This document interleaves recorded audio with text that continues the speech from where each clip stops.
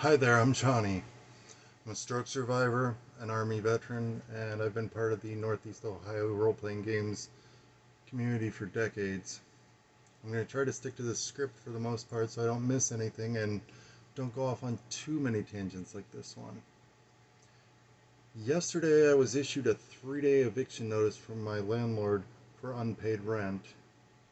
I've exhausted every legal and familial avenue for help, and I am in danger of losing my home, my car, and the ability to even exist safely. In 2017, I had a hemorrhagic stroke near my right basal ganglion, which, while seeming relatively minor compared to what it could have been, has greatly exacerbated all my other mental health issues. As they say, I'm narrow spicy. I grew up with and have lived with, until recently, undiagnosed and untreated combination autism and ADHD. Sometimes they cancel each other out, but most of the time they compound the difficulties of each other, especially post-stroke. Most relevant to our journey here was when I was taken to a child psychologist during the late 1980s or early 1990s. I'm drawing a blank on what age I was at the time, for an evaluation. Well, my autistic shyness, yeah, that's what my family called it, shy, around new adults or even family members I just hadn't seen in a while, kept my ADHD reined in, and the getting to know you exercise of playing Trouble, the Pop-O-Matic Bubble, with the counselor, it counteracted some of my shyness enough to avoid being diagnosed with, well, anything. Somehow, even during the crest of the vitamin R phase where Ritalin was being given out by doctors like candy, no diagnosis for Johnny. Compounding all of that, I was a gifted child, which Jessica of How to ADHD YouTube channel refers to as twice exceptional. Hello, brains! Twice an exceptional is someone who is outside the norm in two ways. They're gifted and they have a disability. Sometimes people think if you're smart, you can't have ADHD. Wrong. The giftedness can mask the disability and vice versa. Sometimes we can look like a normal student because sometimes we're really great and sometimes we struggle. They can seem to cancel each other out, but really we need support for both. Material that's challenging enough for our brains so that we don't get bored, and support for the impairments that we do have.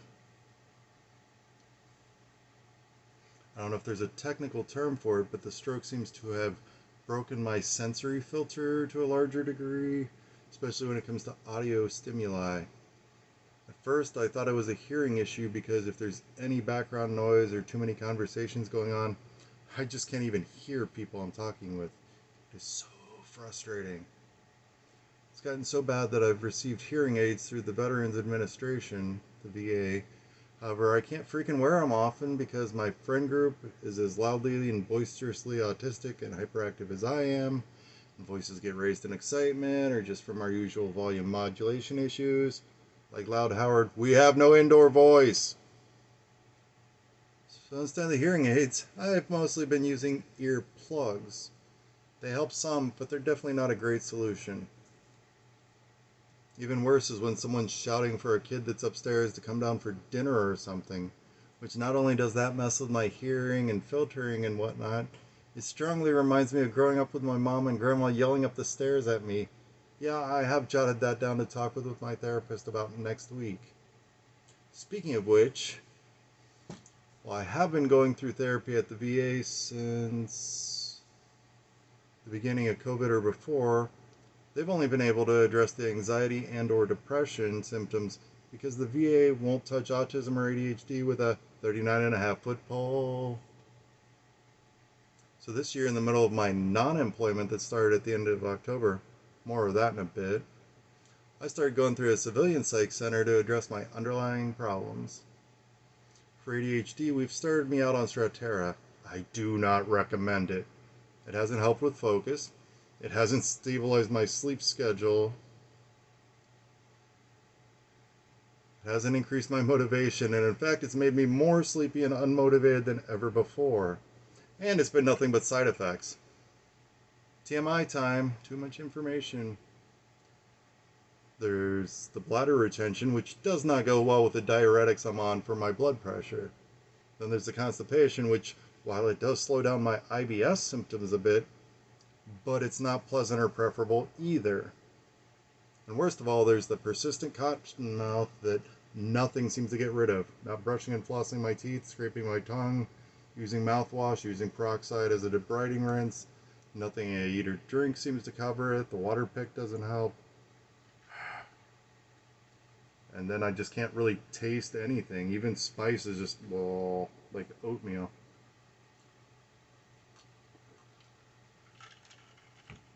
I have sought out and been gainfully employed through these past 7 years since my stroke. Partially because right after the stroke I was able to go back to work, but more on that here in a second. I was working as a quizmaster, QMMF, for Geeks Who Drink, as a delivery driver for Pizza Hut, and I was driving Uber and or Lyft whenever I had the chance, which was usually right after closing Pizza Hut for the night, so I'd get a lot of the bar 30 customers. I only had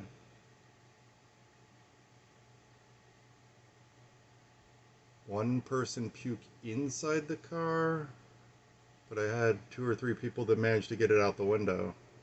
And then we just go through the car wash, they pay the $5, ta-da. Tangent. I'd actively go out to the Kent State University area a lot of times, which was, if it was early enough, I'd be shuttling the students from the dorms, frats, and sororities to the bars downtown. Later on in the night, though, I'd be shuttling them from the bars back to the dormitories, fraternities, and sororities. Short and sweet trips, about $3 a pop, unless it was surge pricing because of a special event or a holiday. Maybe a few longer trips if they were heading out to the apartments across from the Ravenna Walmart, the dorms at Neomed, or in the opposite direction, living in Stowe. But fairly often, especially around the beginning of spring break, winter break, summer vacation, I'd get a trip from the dormitories, fraternities, and sororities to the Amtrak or Greyhound stations, or to the airport, Cleveland Hopkins, or Akron Canton. And then depending on where I was afterwards, I'd stay on all night to get the customers that were also heading to the airport or to work in the morning. One quite memorable trip, there were some semi-regulars that just needed a ride home from the bar in Portage Lakes, a few miles down the same road, past the intersection, and its 24-hour gas station. They got in, we left the parking lot, and immediately Pearl Jam's Even Flow comes on the radio. The 5 of us carpool karaoke'd it, and at some point Dan, I think that was his name, whips out a harmonica solo in my back seat. Oh, that's just Dan. He always carries a harmonica just in case. I'm definitely remorseful that I did not have an inward-facing dash cam to capture that moment. Focus. Long story short, I was running myself ragged. Excuse me.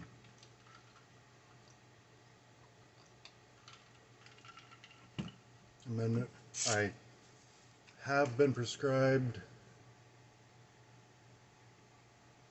stimulant medication, but I haven't started it yet. I just picked it up yesterday, and since I have been up all night, I'm not going to take it right this minute, and you're supposed to skip some days anyway. So, doctor's orders, or at least nurse practitioners. But one night, after working all day Sunday at Pizza Hut, I went out Ubering. Sometime during the night, I bought a new 6-foot charging cord for my phone because my other cord was too broken to even try to charge my phone with. I pulled an all-nighter. I got home and crawled into bed around 10 a.m. on Monday morning, butt-ass naked. My bladder, as usual, immediately said, "Not so fast." I went to get up to head to the bathroom, and I fell over. I thought I'd just tripped on some dirty laundry on the floor. C'est la vie. I got up and went to the bathroom, really realizing something was wrong, but not quite what. After the bathroom, I wandered to the living room, sat on my recliner, put my feet up. Eventually, I got hungry, so I went to the kitchen, grabbed the sandwich bag of the chocolate vanilla sandwich cookies from like Aldi or Save-A-Lot that I'd taken with me as a snack while driving. I went back to the living room, ate a few cookies, leaned all the way back in the recliner, and fell asleep for a bit. I woke up, went to the bathroom, headed back to the bedroom, slept some more, still thinking whatever was wrong would just clear up with enough sleep. The cycle of bathroom, living room, cookies, bathroom, stop at the fridge for a sip of a drink, bed, repeated countless times throughout the rest of Monday, Tuesday, and Wednesday. Somewhere during this time frame, my phone died, and in my condition, I could not figure out why my brand new cord wasn't working. That is when I actually managed to plug it in. So at some point, I stopped being able to post on Facebook since my phone was my only source of internet. Still is, different plan though, much better. Try Visible, $25 a month, unlimited, hotspot and tethering. Anyway, in retrospect, while I was ambulatory, I should have just walked the almost exactly 2 miles from my West Hill apartment to Akron General Hospital's emergency room. I'd have probably looked like the Walking Dead, shambling the whole way, but I wasn't thinking the most clearly, what with bleeding on my brain and all. I knew I didn't want to risk driving because my peripheral vision was shot. I might have even been functionally blind in my left eye. It's as hazy and difficult to remember most of that time as it seemed to be to even function when it was happening. I also didn't want to have to deal with the issue of parking. Hospital parking's already bad enough on a good day. Trying to do so at about 50% mental and physical capacity because left side of my brain was having to compensate for the right side taking a well-deserved sick days, and that probably would have been disastrous. So at least my risk assessment was going for some of it. I don't recommend having a stroke.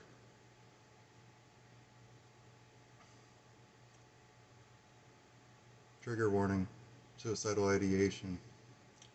At some point I realized, or at least I stopped being in denial about it being a stroke. I became resigned to the fact that it just might kill me. I am still having survivor's guilt over my longtime best friend from all the way back in first grade, Danny Lake Jr. He'd passed away, I believe, the year before. I think it was June the year before.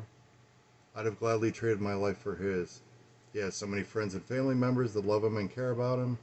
In fact, his mom just put up a memorial garden and put some new lights in it. It's quite the show. At that time, I felt I had none of that. I had nothing to live for except my 2 wonderful cats, Arthur and Merlin. Unfortunately, Merlin passed away a couple of years ago from a urinary blockage that I thought was just an upset tummy. Should have got him to the vet much sooner. He was 10 years old. I miss my Merlin every day. So yeah, somewhere during this cycle, it did go from just a stroke to a passive suicide attempt. That's why one of my tattoos is the panel from Johnny the Homicidal Maniac, JTHM, where he's accidentally managed to get shot in the head on purpose. His body's lying there in a puddle of his blood spilling out of his brain. So it's doubly symbolic since it was a hemorrhagic stroke. I was supposed to have worked Monday and Tuesday night at Pizza Hut. Wednesday I was scheduled to host my regular pub quiz at Jilly's Music Room next to Luigi's in the Northside District here in Akron. Sometime on Wednesday night, my coworkers at Pizza Hut became concerned enough that I had missed work on Monday and Tuesday as a no-call, no-show, which was entirely uncharacteristic of me, and that I hadn't posted anything at all to Facebook in days, which was also entirely uncharacteristic of me.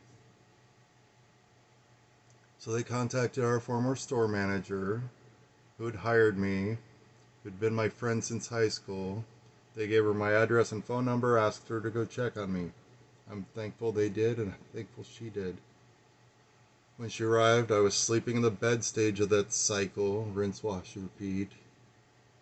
Wash, rinse, repeat. Whatever.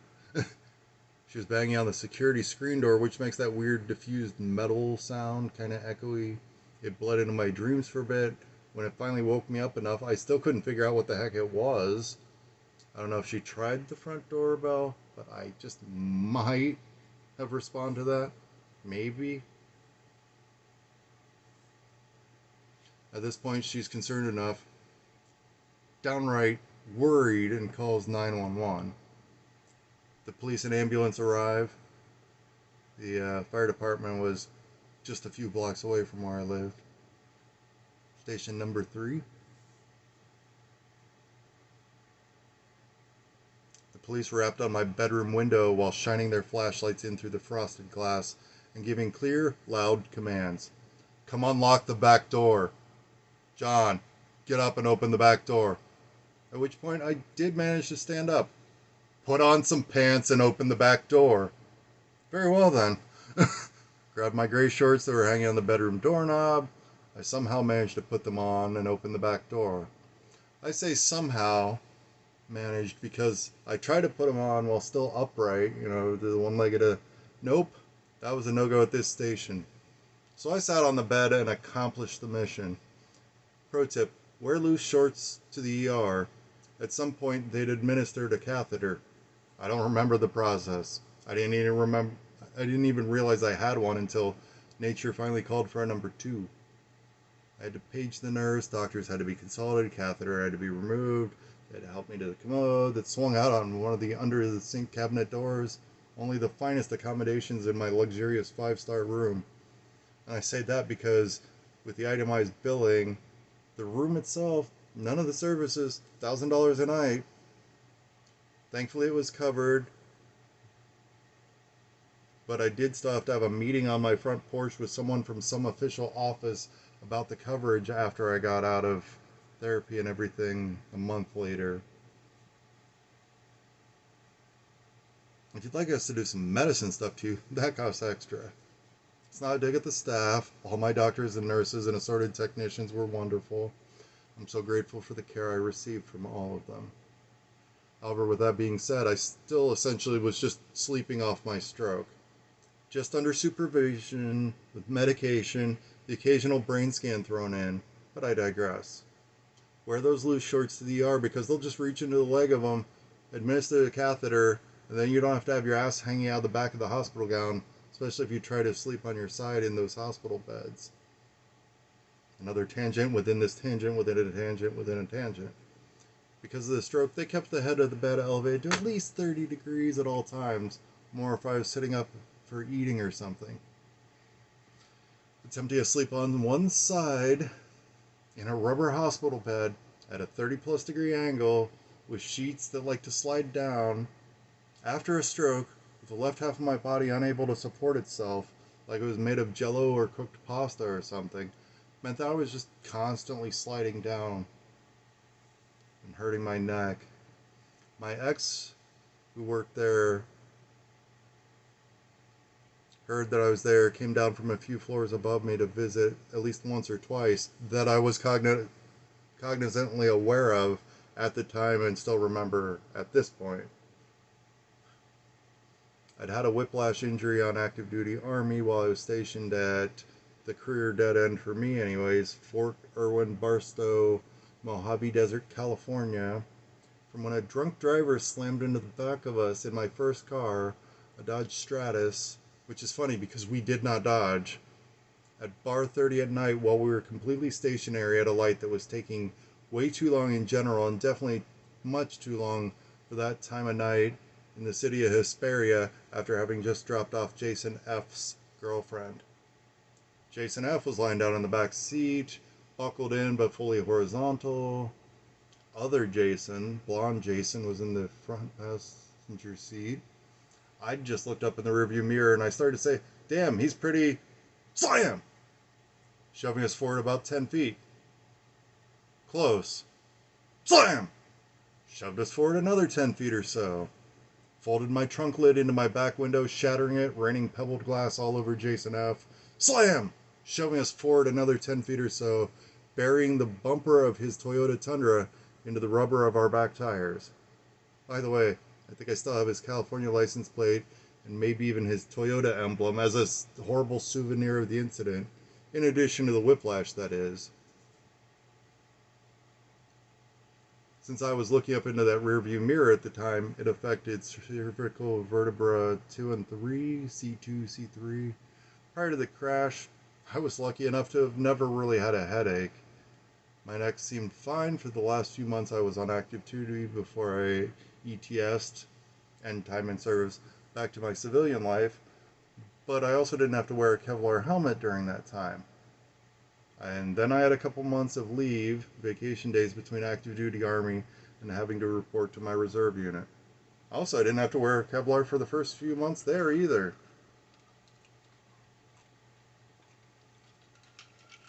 But by the first time I had to wear one at all, it was for travel from our unit in Canton at the time to the Ravenna Arsenal training site.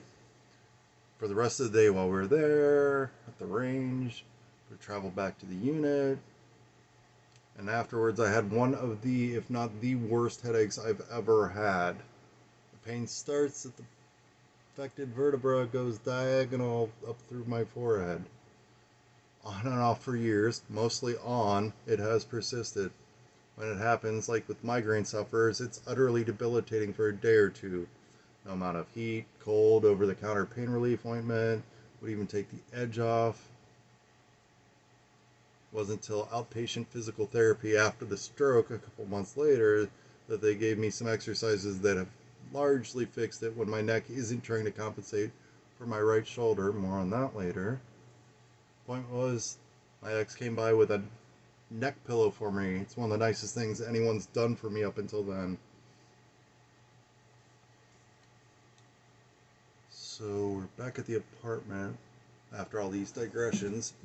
After some logistics like grabbing my phone, the useless charging cord, my wallet. I can't remember if I actually grabbed them or my friend did. I walked out the back door, walked past the gurney even, started to head down my driveway to the ambulance, because in my hazy state, I'd confused the stretcher with my landlord's wheelbarrow that had previously been in the same spot behind my car while he did some lawn work. No, I don't think it was during the time that I was bleeding on my brain. So I spent a week in the hospital after my hemorrhagic stroke. I was moved around a few times, from the ER to intensive care to neuro. Paramedics had immediately administered intravenous medications to drastically drop my blood pressure. It was like 220 over 150 or something ridiculous. I might be exaggerating, but it's because I'm misremembering. It was definitely in the danger Will Robinson zone. But it was only a minor bleed. And I still can't feel my toes 7 years later on my left foot. Like, is that painful numb, kinda? Yeah. Especially if I walk too much or sit too much. Or don't walk enough, or don't sit enough, or sleep funny, or anything.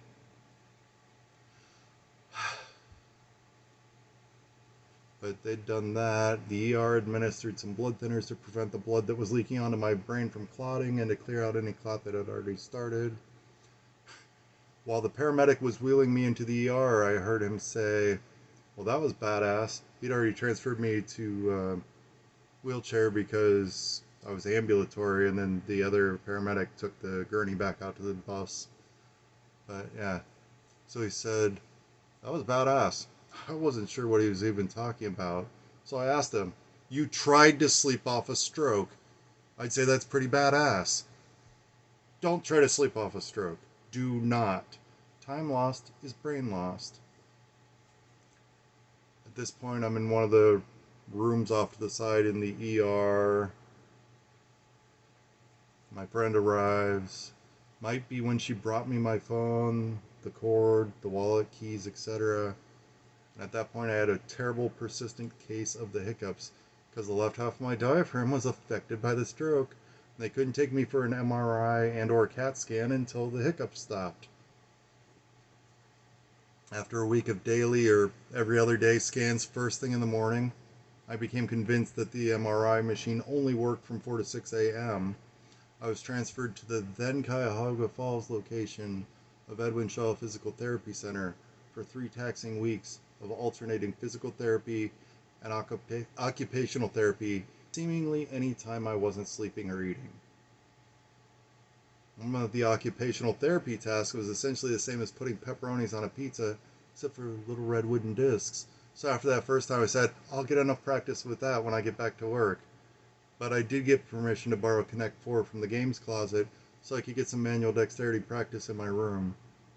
My left hand was doing all right, getting everything in there. Or my right hand kept knocking the whole contraption over. Like, I'm holding it, and suddenly it just wants to shove it.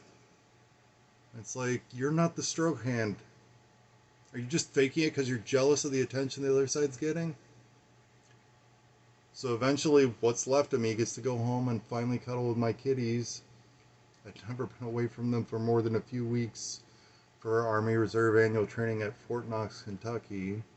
I'm sure it was still just as miserable for them without me, but at least my time was occupied with playing G.I. Joe. About halfway through the second week, I felt like I was back in the sweet predictability of active duty again. It's nice knowing the night before what you're going to do the next day and having a general idea of what you're going to do for the next few days.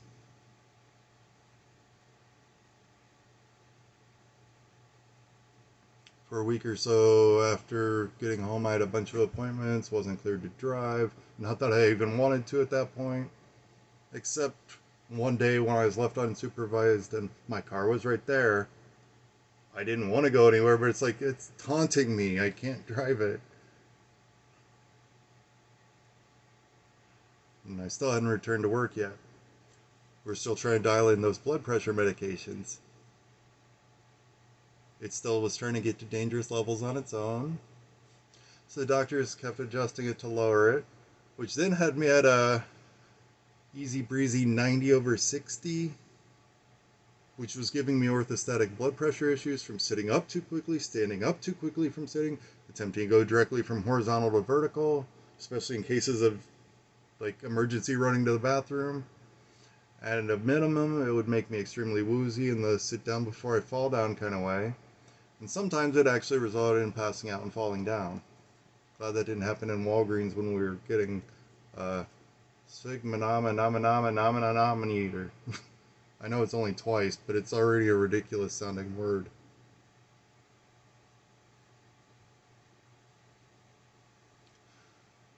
In fact, one time I had, gotten up, went from horizontal to, sitting up, waited a few minutes, got up, went to the bathroom, sat on the toilet, hadn't gone yet, and then I wake up on the floor and my right hand is doing a pin count like it's wrestling, and I woke up like before I got tagged out. My forehead and nose hurt. I did manage a soft return to work by hosting my Wednesday night Geeks Who Drink pub quiz, only a couple of miles from my apartment. My friend gave me a ride over there and stayed there with me to help in everything. It was a complicated situation. Jilly and her staff and my quizzers enthusiastically welcomed me back. I made it through those 2 hours of quiz, but my RAM in my brain was just utterly shot. I don't know how I managed to set up the audio equipment and multitasking, reading the questions, grading the previous round, playing the audio rounds, tallying scores, reading out the answers, adding in some quips, announcing the standings. I'm tired just thinking about it now, and when I typed it. Next week I did return to Pizza Hut in the kitchen on reduced hours. For that first day back, within the first half hour, that 400 plus degree Fahrenheit oven, top and middle usually, sometime also the bottom when we were really slammed, it triggered the orthostatic hypotension. Warning, avoid hot baths or showers because they can exacerbate symptoms. Alright, I accidentally went bathes instead of baths on, this is the PDF version. Or showers because they can exacerbate those symptoms. So I had to sit there in the office sipping on ice water until I was shivering while waiting for my ride to show up. Because since the stroke, the left half of my body seems to be ectothermic, cold-blooded, while my right side's cranking out a little extra heat to compensate. I didn't used to be able to sleep with socks on, except in the Arctic while bivouacked army camping. Since then, though, I have to sleep with both socks on. If I wear just the left one, because it's cold, the right foot will remove it in my sleep because of the discrepancy. Something's awry, something's amiss. The managers told me take all the time you need, They're just going to take me off the schedule until I was good. That took another week or so of adjusting medications, and eventually I returned to work and was mostly able to function as long as I stayed away from the oven and didn't stand too close to the Wing Street fryers. Like, put the next batch down, step away. I was able to function mostly through muscle memory, routine, and the camaraderie with my fellow production people. At some point after that, I was cleared to drive again. I started picking up a few driving shifts. If I remember correctly, it was Sundays when it's slower, unless there's a football game on. And mostly it's just the same regular customers that I didn't even need to use my GPS for. Oh, them. In 2020, when a certain little pandemic hit the globe, I was working at Pizza Hut, Geeks You Drink, and at the decennial census in the IT department. I'd picked up a substitute hosting night in Cleveland Heights at New Heights Grill on a Thursday night. The next day, though, Ohio COVID protocols kicked in, and there went pub quizzes and being in public and all kinds of stuff. So perfect timing, I guess. I got 2 last quizzes, the Wednesday at Jilly's and the Thursday at New Heights Grill. The census was put on a pause until they could figure out how to properly protect everyone from everyone else in the offices. In Pizza Hut, we merely had to close down the dining room. Carry out and delivery were busier than ever, and at least at first, people were tipping us generously for being one of the few options in the area.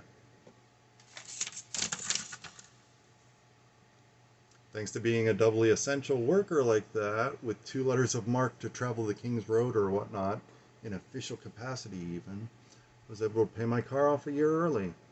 That factored heavily into my decision to go with this apartment. If I'm not paying for a car, I'll put the money towards my dwelling. I am a pack rat. You can see some of it. I've been working on the living room the last few days, Monday through yesterday. No, I took yesterday off because I had to go do a bunch of errands. But yeah, some magic cards, just jank commons. Nothing that's going to get me any money if I wanted to go sell them at Freedom Games. They'd just do the bulk prices, which is understandably pretty low. Part of why I'm a pack rat is because get hobbies like Magic or D&D or any other role-playing game or roller skating or a lot of things. Drawing a blank. Painting the miniatures. Finally got the airbrush setup going pretty well and I'm getting comfortable with it. I'm fairly well stockpiled with crafting supplies and games and stuff, so I don't need to get anything else besides food. I'll talk about that here in a second. But also factoring into my pack rat status is my time in the military. When I went to basic training at Fort Sill, Lawton, Oklahoma, I only had a ratty old suitcase from our garage. I think it used to belong to my Uncle Roy, and a few of my civilian clothes. I went to AIT at Fort Bliss, El Paso, Texas. I still didn't have much more than that. I picked up some new civilian clothes from the PX, but that was about it. Something other than tidy whitey undies, or the tidy brownies that we get issued in the Army. I don't know what they give us now. But then at AIT, we started getting some latitude. Our AIT was not like college like other AITs that are longer can be. They've since moved Air Defense School from Fort Bliss up to Fort Sill, so I never would have gone anywhere in a more recent setting. Started getting access to the PX, which is, military Walmart basically, and the commissary is the grocery store, which is off to the side. I was starving for input for music other than marching and running cadences, so I bought a bunch of CDs. I didn't rebuy ones that I still had here in Ohio in my old room, and then later I did consolidate all of them into 2 big binders. But in Alaska I made the mistake of having my stuff shipped to me from here. didn't know that was a mistake at the time. However, leaving Alaska for California, I shipped nearly everything home again. I did come home for leave. My stuff beat me here as I drove across Canada from Alaska all the way to Grand Prairie, and then I think Portals, where I came through at North Dakota and came across. It was an interesting trip.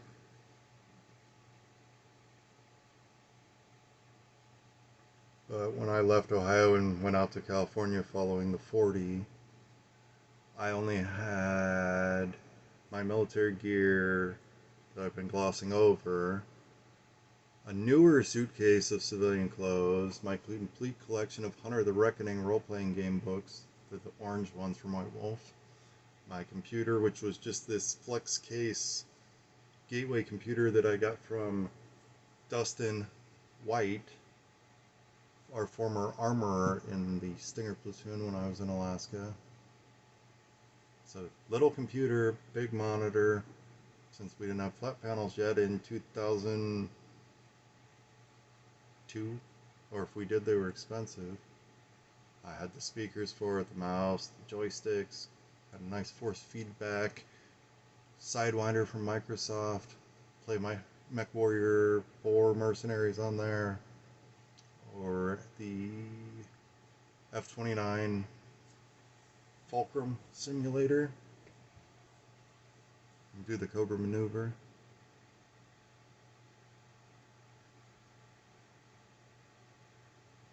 And the backup battery, an APC 650, very, very minimalist for me. However, 2.5 years later when I left California, it was with a 17-foot U-Haul, completely stuffed. My car also completely stuffed on a trailer behind it. I basically have several lifetimes worth of stuff, and I almost finally have it sorted out and organized. The friends that helped me move in here on Labor Day weekend of 2020 all unanimously agreed, you're dying in this place, you're never moving again. Fast forward to April of 2022, I started working at the Amazon Fulfillment Center that was built on the grave of Rolling Acres Mall. Half of it's actually still there next door at the cardboard processing plant. I was part of day shift inbound department, taking yellow totes off of the pallets, loading them into the sled, the station, for easy reach, and to have it scan in each tote so the computer knows what items should be in there. From there we scan individual items, put them into the pockets of the canvas libraries that ride around on oversized Roombas, put them in the canvas library according to size, weight, and some other parameters. It's a lot of playing it by ear, or at least I was working 10 hours a day, 4 days a week, or 5 11-hour shifts or so if it was close to Prime Day, not Prime Day, or the holidays. So nearly non-stop 10 plus hours of the stair climber, sliding metal steps to reach the higher pockets.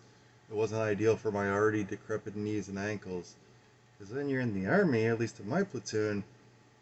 If we didn't have anything planned for sergeant's time, hey, let's go road march 12 miles through a swamp with a 50-pound rucksack and assorted gear, 30-pound Singar's radio, because that thing was huge back then. Hi, buddy. You want to make a kitty cameo? You want to make a kitty cameo, Arthur? Oh, big kitty. Arthur, buddy. I got you, fam. Oh. I brushed him out earlier, so he was so soft. Oh, and then a 40-pound Stinger missile simulator, so a sand tube or a field handling trainer that looks like the real thing, so you can at least get muscle memory of how to do all the steps. Anything classified that we might have been taught, there's far more of it on the wiki than were in any of the manuals or any of the trainings we received. So it's like, if you want to know anything about the FIM 92 Alpha Bravo Charlie or Delta, I think there might even be an Echo at this point, Stinger missile system, it's all on wiki. That and I think it's Raytheon makes them. They've, got their product catalog thing like, hey, get yourself some missiles. Here's what they can do.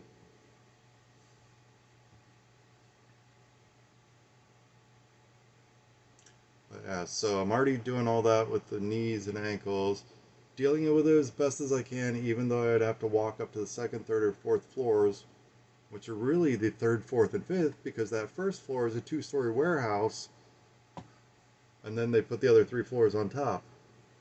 And you can only use the elevators if you have an elevator pass, which requires a medical accommodations request. Foreshadowing. Okay, fine, no big deal. Even though I've already taken all of my steps for the day, by the time I even get to the floor it says I'm supposed to be on, and then depending on the needs of the various teams on the various floors, how full the stations are, if something's inevitably broken, might have to go to an entirely different side of the long rectangular racetrack of those floors, or maybe go to a whole different floor. The Roombas with the libraries are in the middle oval and you just go around the outside.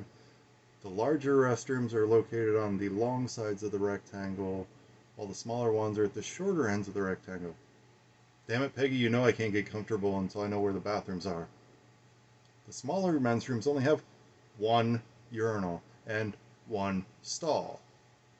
Oftentimes, at least in the end bathrooms, that one stall would be out of order and piled like a foot high with, yeah, like it was a porta potty. At a concert the last 4 days. And it would be broken for like a month, and it's like, really? Can't work in these conditions, and that's a health and safety hazard. If you go to the larger restrooms, though, at least for the men's room, they had 3 urinals and 2 stalls. So, respectively, the large ones, I'm assuming the women's had 5 stalls, and in the small one, they had 2 stalls. The first floor restrooms near the cafeteria sized break room, though, have more, but there is no time to get all the way back down there and back to my station. Unless I want to use up my entire half-hour off the clock break just to go to the bathroom. Remember I mentioned those frequent urination thanks to diuretic and somewhat frequent urgent matters when it comes to number 2? Yeah. So about a year and a half or so while I was on inbound, at the area manager level, we had it handled. I would just get a station closer to a restroom, and they were understanding about any time off station issues for using said restroom. And then Amazon made me an offer I could not refuse. They offered a bonus to switch to overnights in the outbound department with an overnight pay differential for only 3 12-hour shifts, except during prime and holidays. I'm more of a night owl anyway. It's an overall easier position, playing I Spy with what pops up on the computer monitor, grabbing the right thing from the pocket, placing it in the tote,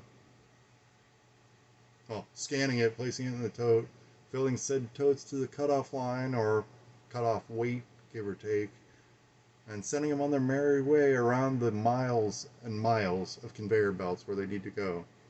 The whole system there is set up like a Rube Goldberg device, but each key point's operated by a human, and even is some of the stuff in between.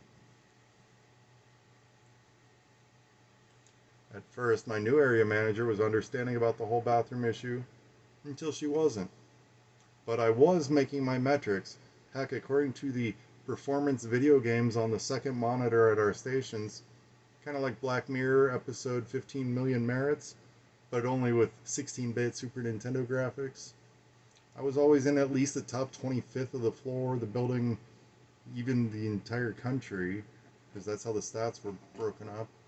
She instructed me to file a formal medical accommodations request. So I went through the VA to get the requisite physical exam, necessary paperwork, to file my accommodations request, which I submitted around the 20th of October of last year. Amazon scheduling's done through an app. I wasn't on the upcoming schedule. I started receiving emails from the Amazon accommodations department. They put me on an indefinite leave of absence until they could find a position in the facility to meet my accommodations. Then when they exhausted that possibility, they checked with the Cleveland facility and the Canton one, Unfortunately, we cannot accommodate you at this time. Unemployment also couldn't accommodate me because it was only a leave of absence.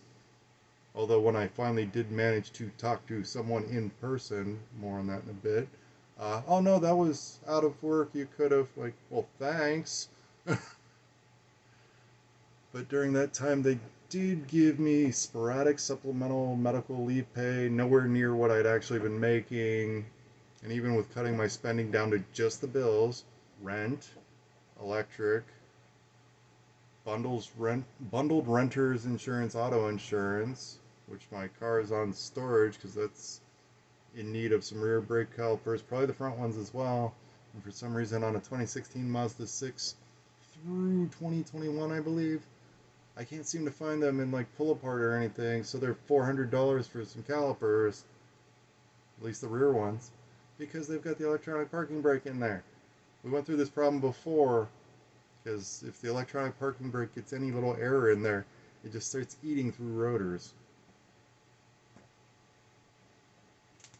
So cutting down to that, auto insurance, and only $25 a month for my visible cell phone, unlimited text.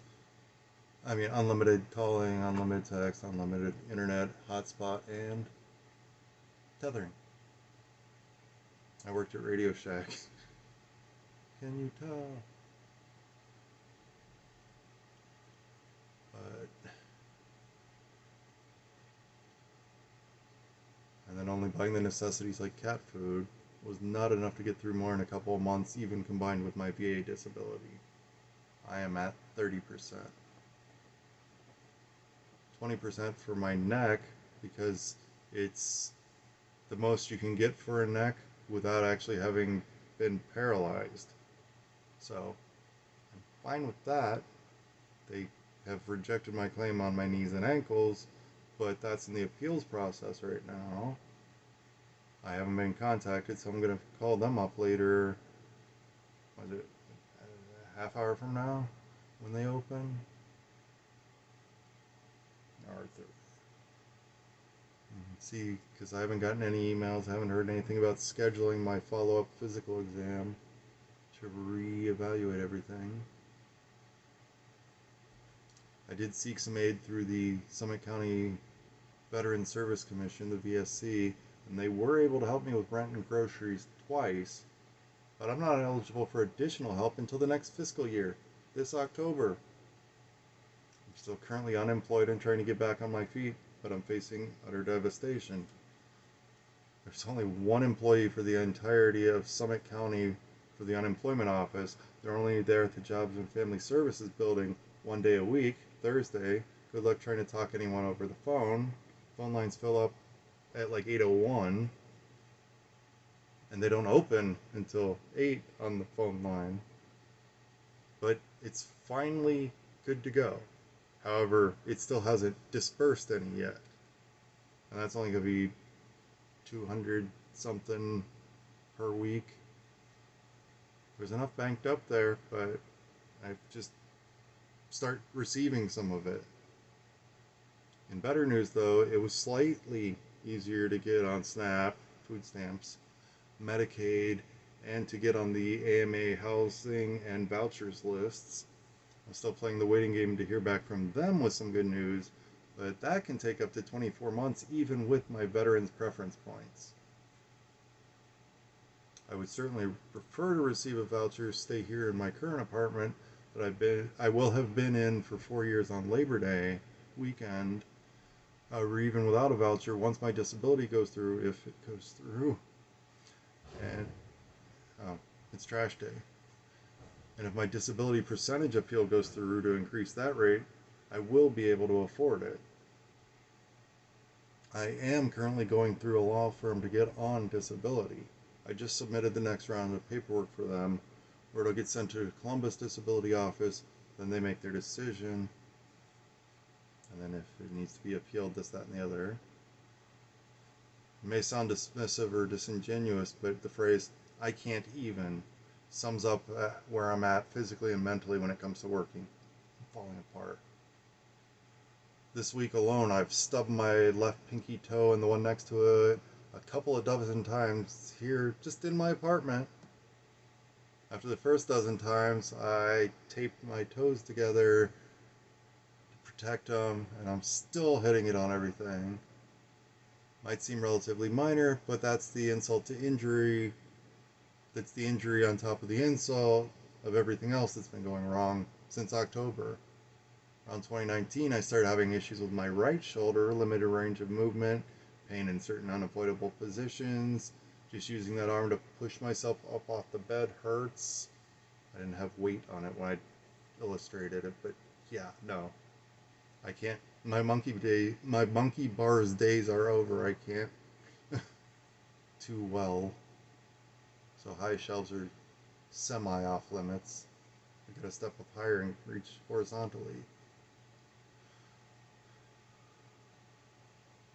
And then a couple of months ago, my left shoulder started doing the same thing. It's not quite as bad yet, but it's probably gonna get there. What am I gonna do with no arms? Sometime during all the blood work and testing and such, during my stay in the hospital of my stroke, it was revealed that I've got chronic kidney disease. CKD, I believe we've downgraded from 2 to 1.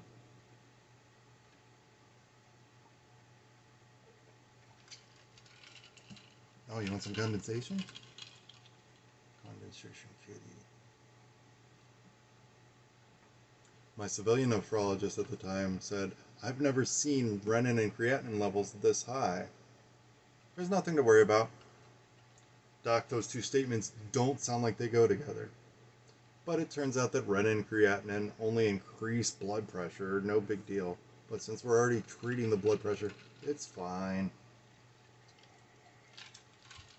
Just because we're treating it 2 or 3 steps away from the source or possible source of the problem, it's fine.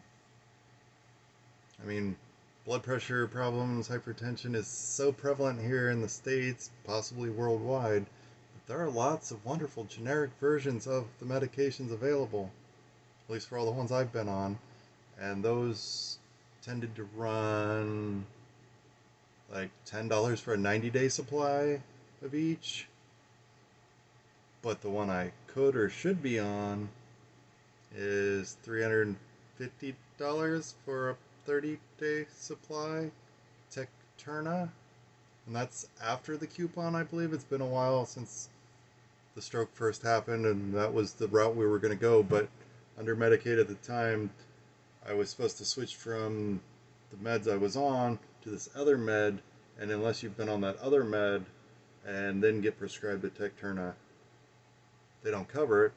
However, that one got recalled by the FDA, but still I can't switch to the Tecturna. But it's fine. And they don't even know why my kidneys are pumping out such high levels of renin and creatinine.